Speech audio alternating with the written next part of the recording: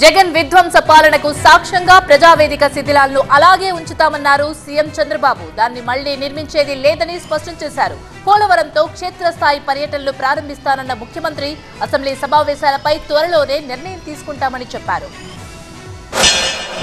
Assembly ఎన్నికల్లో ఘన విజయం సాధించి ముఖ్యమంత్రిగా బాధ్యతలు స్వీకరించిన చంద్రబాబు సీఎం హోదాలో తొలిసారి మంగళగిరిలోని టీడీపీ కేంద్ర కార్యాలయానికి వెళ్లారు. టీడీపీ అధినేతకు పార్టీ నేతలు కార్యకర్తలు ఘన స్వాగతం పలికారు. అక్కడ క్యాడర్తో చంద్రబాబు ఫోటోలు దిగారు, సెల్ఫీలిచ్చారు. ఈ క్రమంలో ఒక్కో కార్యకర్త ఒక్కోలా అభిమానం చాటుకున్నారు. వాళ్ల ఉత్సాహాన్ని చంద్రబాబు కూడా కాదనలేకపోయారు. పార్టీ అధ్యక్షుడి రాకతో పార్టీ కార్యాలయంలో పండుగ వాతావరణం నెలకొంది. పార్టీ కార్యాలయంలో మీడియాతో చిట్చాట్ నిర్వహించిన చంద్రబాబు జగన్ కూల్చిన ప్రజావేదికను మళ్లీ నిర్మించేది లేదని స్పష్టం చేశారు. వైసీపీ విధ్వంస పాలనకు సాక్ష్యంగా ప్రజావేదిక శిథిలాలను అలాగే ఉంచుతామన్నారు. పోలవరంతోనే తన క్షేత్రస్థాయి పర్యటనలు ప్రారంభిస్తానన్నారు. అసెంబ్లీ సమావేశాలపై త్వరలో నిర్ణయం తీసుకుంటామన్నారు. తనకు ప్రజలకు మధ్య ఎలాంటి అడ్డగోడలు ఉండకూడదన్న ముఖ్యమంత్రి సచివాలయంలోనే వినతుల స్వీకరణకు ఆలోచిస్తున్నామని చెప్పారు. ప్రజల నుండి విజ్ఞప్తుల స్వీకరణకు వీలైనంత సమయం కేటాయిస్తానన్నారు చంద్రబాబు.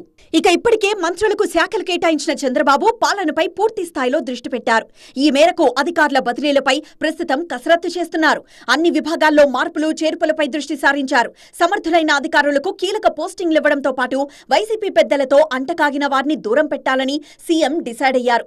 అధికారుల పనితీరుపై నివేదికల ఆధారంగా బదిలీలు చేపట్టే అవకాశం కనిపిస్తోంది. అలాగే నిబంధనలు పాటించని అధికారులను పక్కన పెట్టే ఛాన్స్ ఉంది.